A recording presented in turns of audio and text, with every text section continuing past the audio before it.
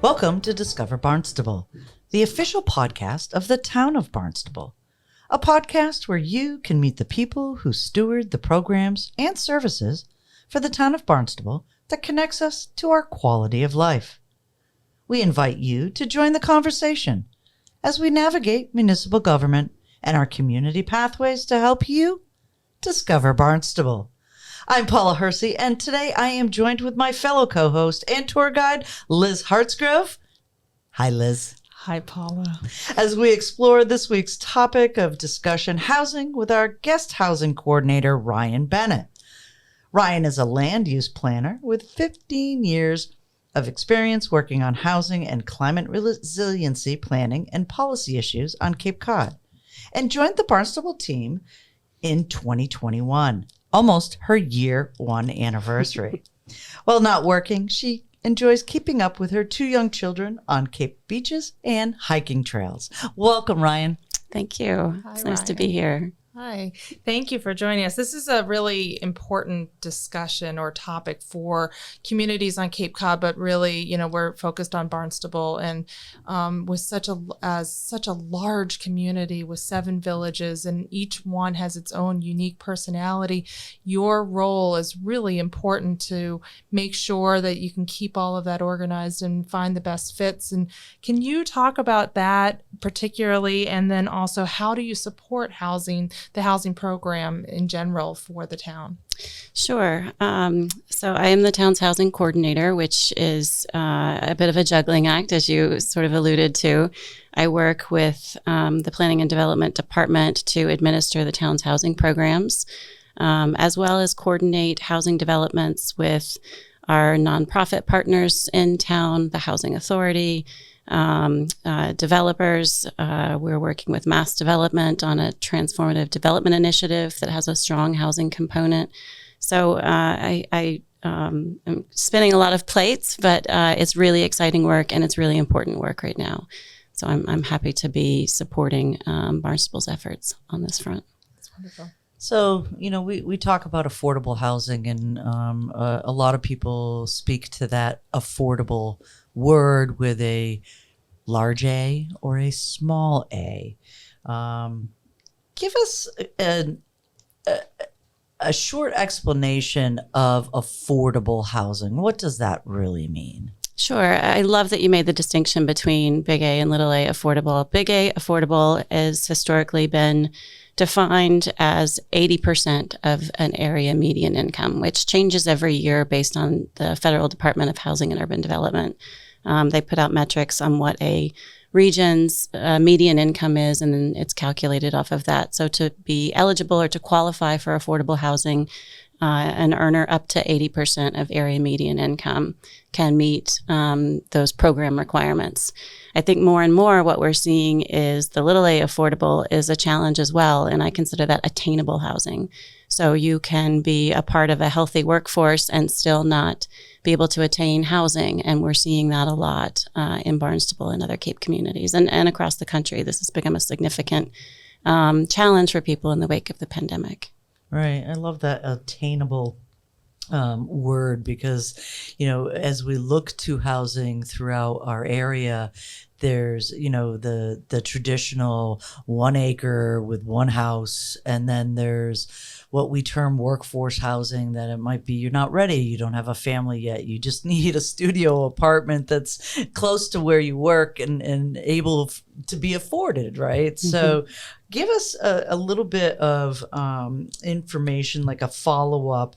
What does income eligibility really mean? Would we look to that HUD information, affordable homes? You say 80% of the median income. What does that really mean for somebody who's looking to those lotteries that are out there? I think today, in today's terms, people might be surprised that they qualify for affordable housing. The HUD's data from 2022 that was published in April identified the area median income for Barnstable County as $116,000 a year.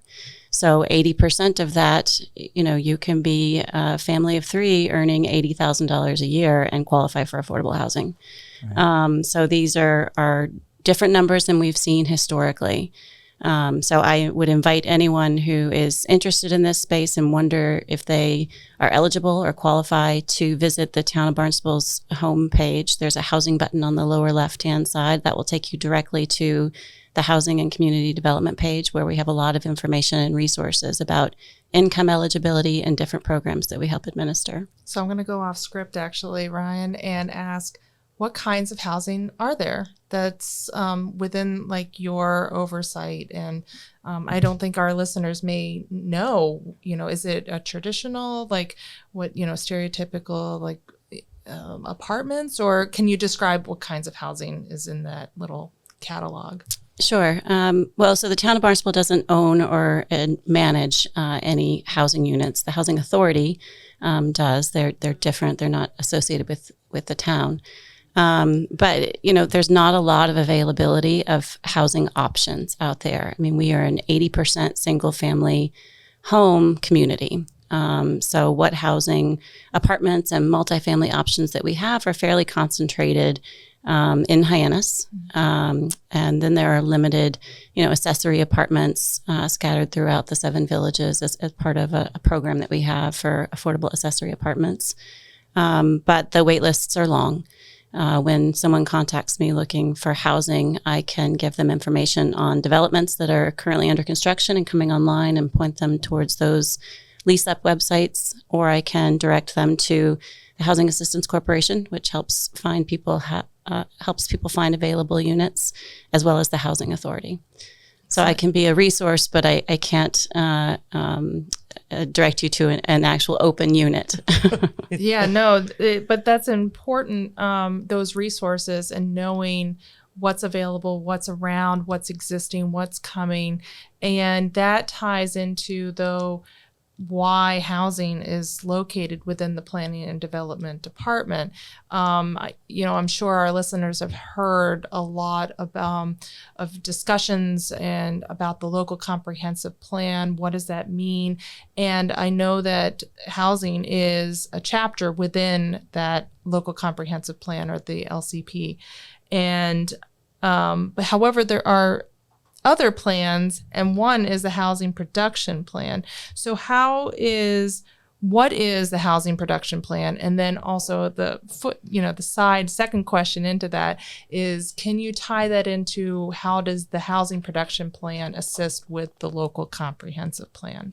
Sure. So they're very interrelated. The housing production plan is actually a required component of a local comprehensive plan. And we currently just have kicked off our housing production plan update effort.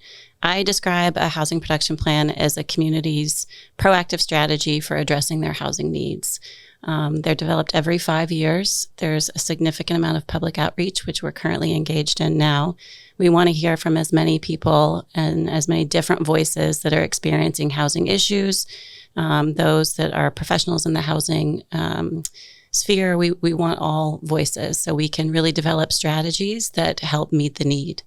So one of the components of a housing production plan is a needs assessment. And so that is where we're collecting data through public outreach, as well as census data, various other data sources to really get at what our demographic shifts have been, and how we can meet people where they are with strategies that are responsive to the challenge.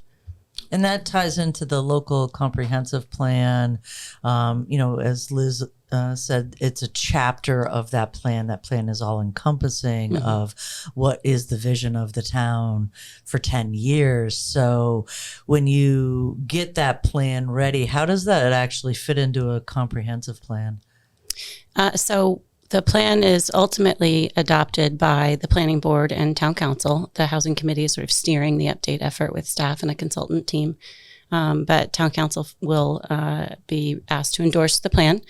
And then it can be a component of the local comprehensive plan. It can be updated periodically without updating the entire LCP. Okay. And every 5 years is what the Department of Housing and Community Development requires for you to maintain eligibility as a housing choice community. So that really gives us a lot of opportunities to access grant programs, both state and federal, having that housing choice designation. So it's a good tool to keep up with. Yeah. And that housing choice designation actually is a fantastic segue right into another question that we have, which is, the town helps developers create new housing areas and production. So talk a little bit about, and specifically, I know that there's two areas. Number one has been the area of the east end of Hyannis. And then another area that we've seen a lot of housing go in recently has been the Independence Park area.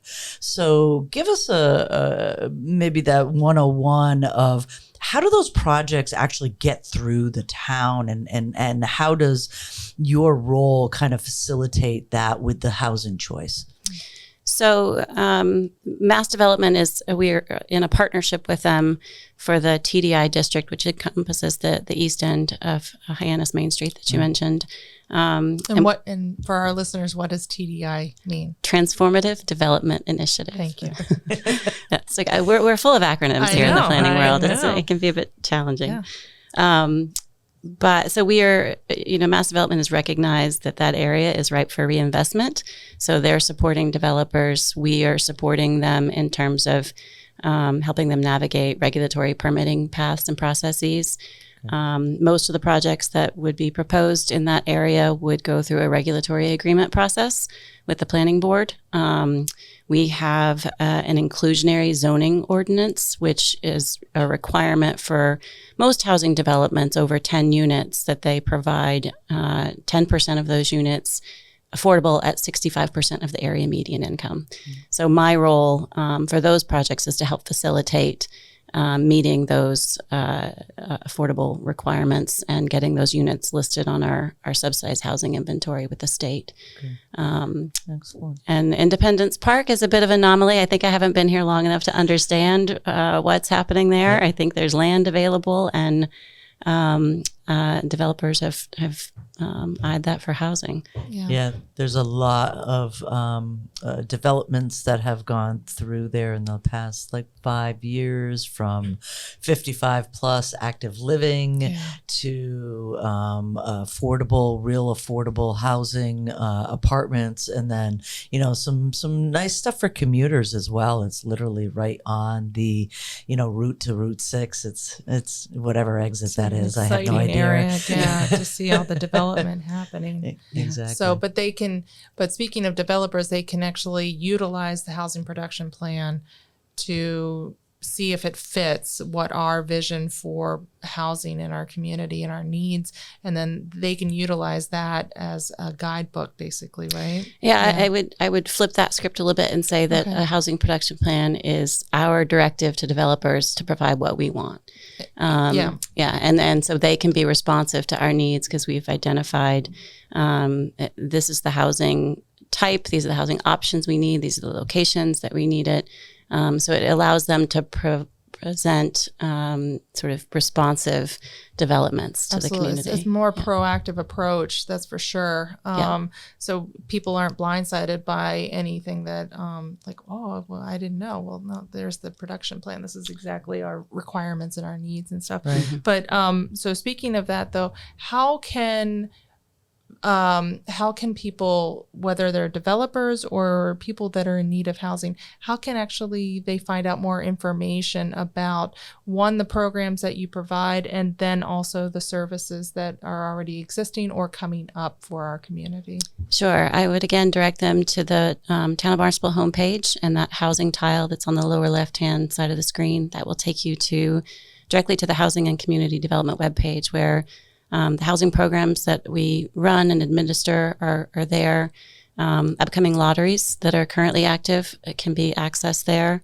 my contact information is there, and I welcome a call from anyone, anytime. That's wonderful. And is it available? I'm sorry, the housing, is it only available to current Barnstable residents, or for people who are looking to become Barnstable residents? We request local preference in housing developments whenever we can. Mm-hmm. There's certainly a demonstrated need for local preference, but that is a specific ask that we have to make of the state in every housing development where there's an affordability requirement. But we do that rather consistently. Excellent. Thank you.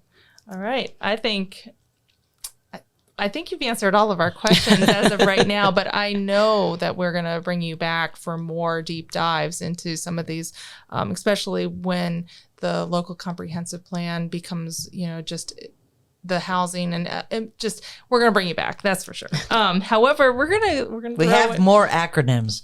Yeah. I'm full of them. Absolutely. So, but we're going to go into our rapid fire questions, and you were warned prior to, so it's not that bad, but, yeah. So what is your favorite time of day, Ryan? Sunset, definitely. Really? Yes. Yeah. Yep. It's just more magical for you. Yeah. Sitting on my deck at sunset, I don't know. That's when I unwind. That's my Zen spot. That's wonderful. I love it. Well, you can't beat a sunset on Cape Cod, or sunrise, for sure. That's, yeah. And what was your first concert?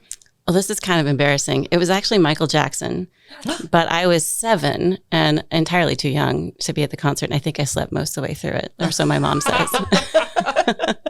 That's awesome.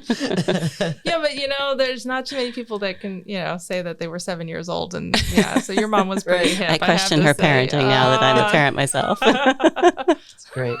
We'll ask your kids next time what their first concert is, and then we can do a comparison.